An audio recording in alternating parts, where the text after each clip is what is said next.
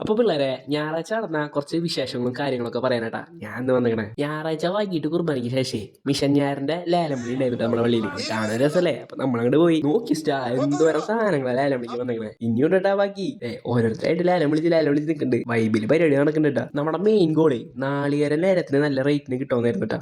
സംഗതി നാളികേരം വിളിക്കാൻ ലേറ്റ് ആയി. നമുക്ക് വേറെ സാധനം വരെ പോകാനുണ്ടായിരുന്നു. നമ്മൾ പതുക്കാൻ അവിടെ ഇറങ്ങിയിട്ടാ. വേറെ ഒരു കാര്യം എന്ന് വെച്ചാല് ഇന്നൊരു ഫാമിലി ഗ്യാതറിംഗ് ഉണ്ട്. നൈറ്റ് ഒരു ഡിന്നറും. നമ്മുടെ മെയിൻ ലക്ഷ്യം എന്ന് വെച്ചാല് പുതിയ വന്ന അലങ്കാരിക്ക് പോയായിരുന്നു കേട്ടാ.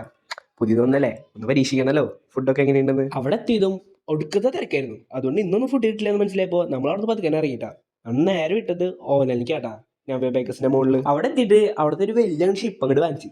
അവരുടെ സ്പെഷ്യലി ഫുഡിന്റെ ടേസ്റ്റ് ഒക്കെ നല്ല രസമായിരുന്നു. പക്ഷെ അവിടുത്തെ സെർവിങ് എനിക്ക് അത്ര ബോധിച്ചില്ല കേട്ടോ. ഫുഡൊക്കെ കഴിച്ചതിന് ഒരു മധുരം കഴിക്കാനുള്ള ബുദ്ധി. അപ്പൊ നേരെ വിട്ടുട്ടാ നമ്മുടെ പെനിക്ക്. അവിടെ ചെന്നിട്ട് ഏത് വേണമെങ്കിലും എടുത്തോന്നുള്ള ഒരു ഓഫറും. പിന്നെ നമുക്കെന്താ ഒന്നും നോക്കിയില്ല, ആവശ്യമുള്ളൊക്കെ വാങ്ങിച്ച് കഴിച്ചു.